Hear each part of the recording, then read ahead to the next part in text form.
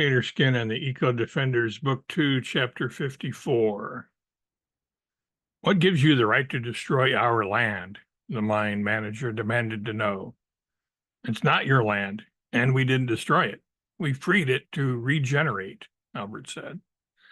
The mine manager ignored the last statement, merely shaking his head as if he couldn't comprehend it at all. His only reply was, "But we bought and paid for it." Was what? Money. What is money? We don't believe in it. Then who can say who's the owner of anything? If anybody can lay claim to any land they want just by saying it's theirs, that's what you did by handing some green paper to somebody who do not own the land either.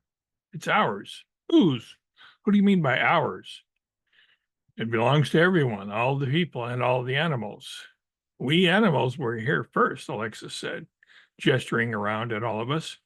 We were here millions of years before you humans came. We are now asserting our ownership. You are hogging it for yourselves only? No, we are not humaning it, or hogging it, as you call it.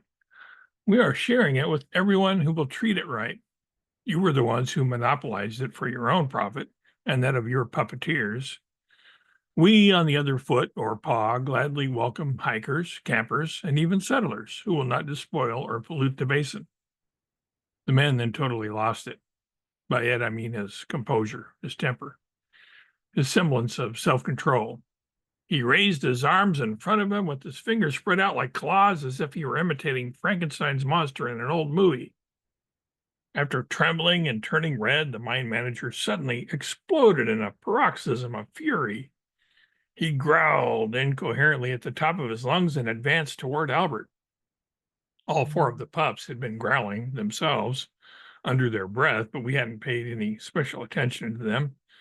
Now, though, the whole litter, as if choreographed, rushed toward the would-be assailant. Before Robet or I could do anything about it, our pups had leaped upon him. Two of them had clamped their teeth over the man's kneecaps, while the other two each got a hold of one of his calves, not young bovines, the fleshy aft portion of his lower legs. The attacker stopped his advance on Albert. We then told the pups to let go and come back to us.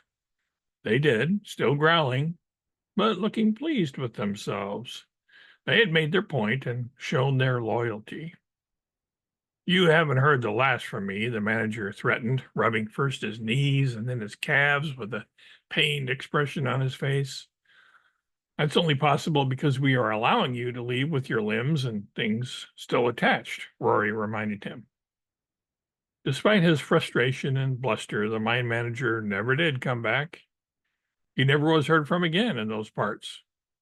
We know that because our friends from the basin have kept us in the loop. The former mine is not yet a paradise, but it's gradually getting there. You can barely tell where the roads used to be, as the areas have become almost completely overgrown with vegetation.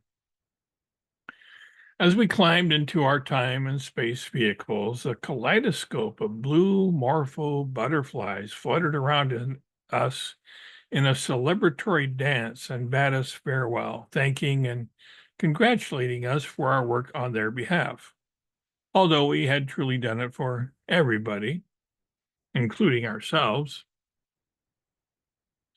We had full confidence in the terrain of warriors, new Amazons, macaws, jaguars, dolphins, bush dogs, caimans, capybaras, tapirs, beetles, and all the rest. We knew that they would remain good guardians of the basin. Alexis had a few parting words for them regarding keeping the area clean and healthy so that all could thrive. Humans who want to live within the preserve bear watching at first, or at least they will need training. Let them know that agroforestry is the way for them to go. Cocoa beans grow wild in the forest, as you know. These they can harvest. Also Brazil nuts, to be sure. Coffee can be planted right on the forest floor without any special preparation. The rubber that grows luxuriantly here can be utilized too. All things considered, natural rubber is orders of magnitude better than artificial rubber. It has been designed to grow all throughout the region, with the trees dropping their buoyant seeds when the water is at its highest, so that they float wherever the floodwaters carry them.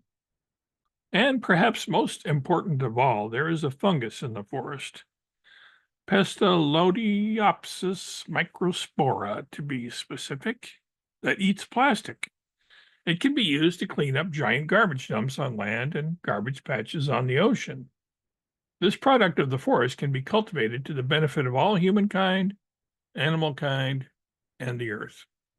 The basin, the preserve, the Amazon forest, however you want to refer to it, is not merely the central park of the world, it is also its lungs, and its plants can also help other parts of the world and its inhabitants to heal. With that, we waved goodbye, lifted off, and headed back to Mount Roraima, where we had one last thing to do before heading back home to Xenia.